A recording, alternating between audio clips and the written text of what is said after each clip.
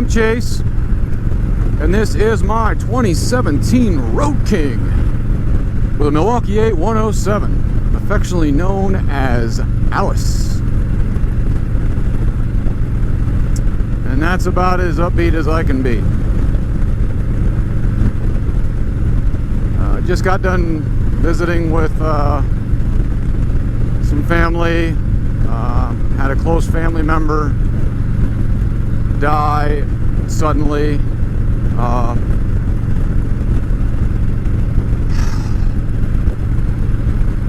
Only 41.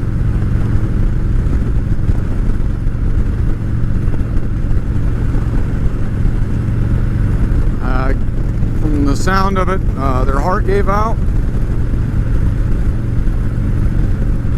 which doesn't make any sense, but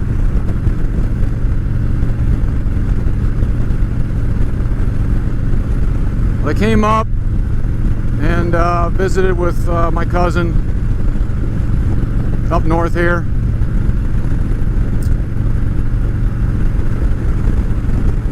He was about a few sheets to the wind when I got up here. I ended up coming up later at night.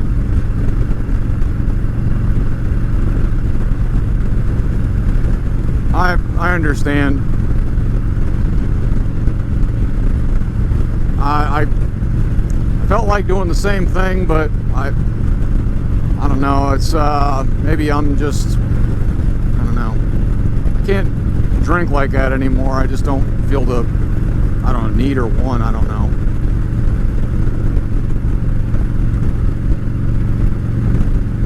But it's really hard dealing with this kind of stuff. Feels like I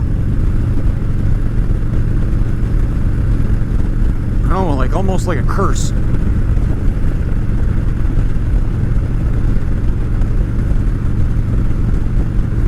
But I decided to come up early. I was going to come up the day after, but I didn't. I decided to come up early because I know how down he was just by talking to him on the phone. So I came up on Friday night, stayed Friday night. He got pretty wasted. Saturday morning, he woke up, he wasn't feeling too good, of course. But we threw some fluids into him and he sobered up all enough, and we decided to go for a little ride. Which, you know, seemed to make it better for him. He perked up a little bit. We stopped at a grocery store on the way back, and I guess it kind of hit me there because, you know, I spent so much time with this family member in stores and stuff and hanging out.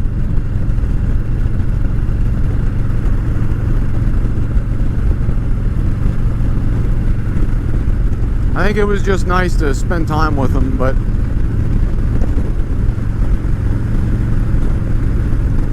on the way back,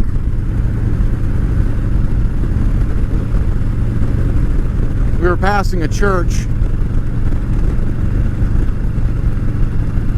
and we were on the bikes. He had his girlfriend with him, and I was by myself.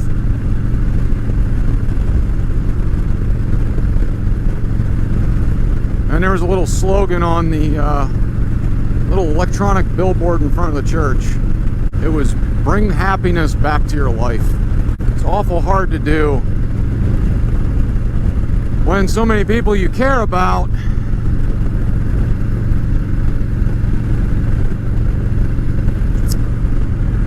well, they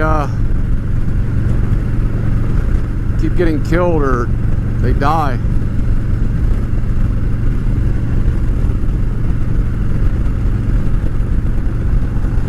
But now, I mean, I'm thinking about it and I can't do anything about it. I can't change it. That family member's gone.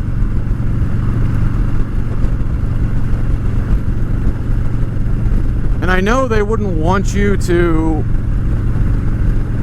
sit around and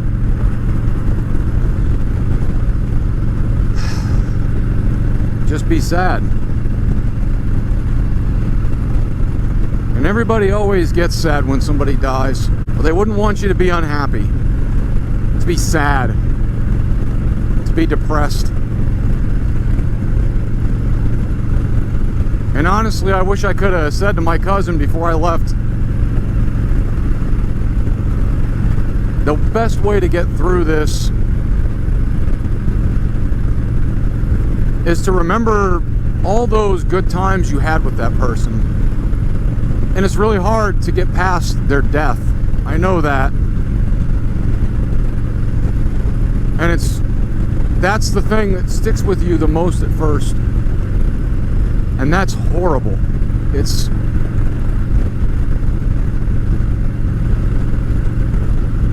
that sick feeling you get, like, oh my God, they're really gone, they're never coming back, I'm never going to see them again. All that stuff runs through your mind.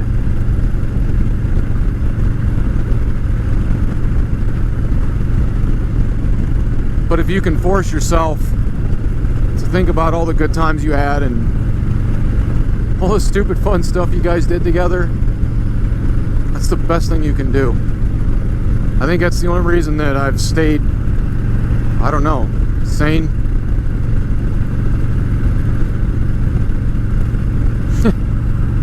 Let's just call it semi-sane.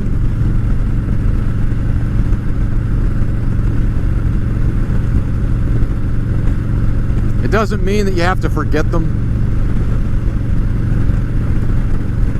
But just sitting around and dwelling on that,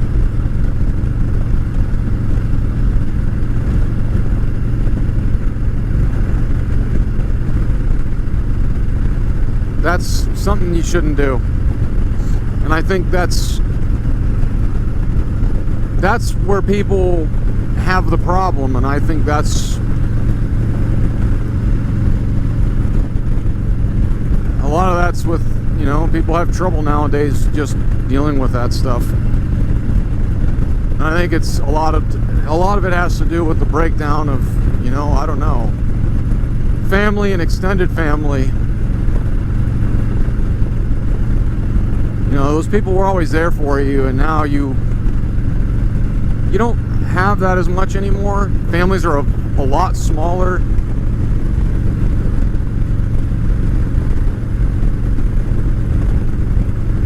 People are, I don't know what you want to call it, lonelier.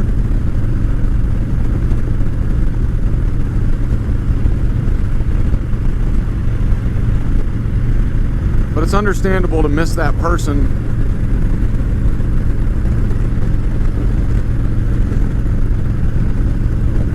But dwelling on it isn't going to help you. And sitting around being depressed, that's just really, really bad for you.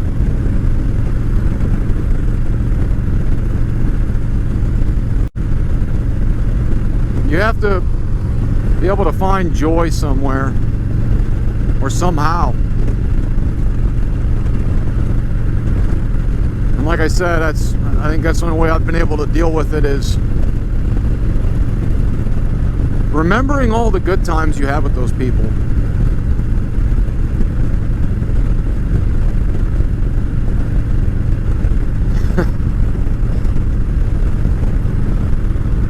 That laugh right there, that was me remembering my brother being in the car with me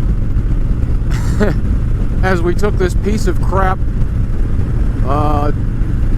Dodge, 70s Dodge, sideways down a gravel road. We come to a stop, and there's literally a cop standing there. No cruiser or anything. He's just, I think he was working behind some store or something. He was working there. He was out back smoking a cigarette. And we come to a stop, and we're laughing like two idiots. And we just happen to both of us glance over at the same time. And that cop's standing there, and he has this stern look on his face. And we were laughing, and all of a sudden we're serious, and finally the cop, after what seemed like forever, he just smiles and sticks his thumb up at us. and then points his finger at us, and then motions for us to, you know, get the hell on out of here before I give you some trouble. You know, that's the stuff that you should remember.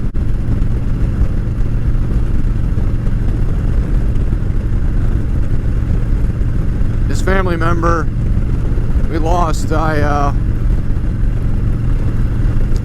had to drive them all the way to Pittsburgh with their friend one time.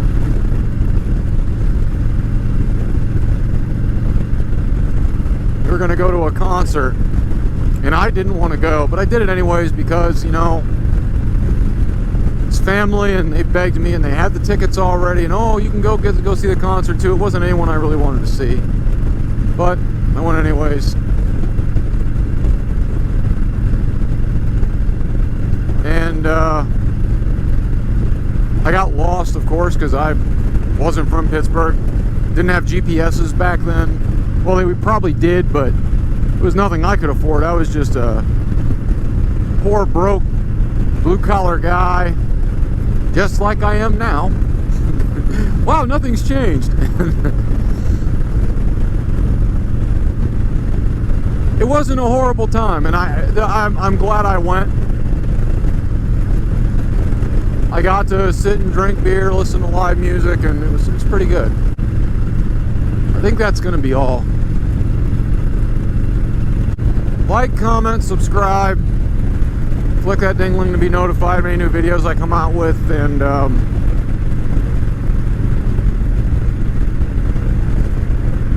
bring the happiness back to your life.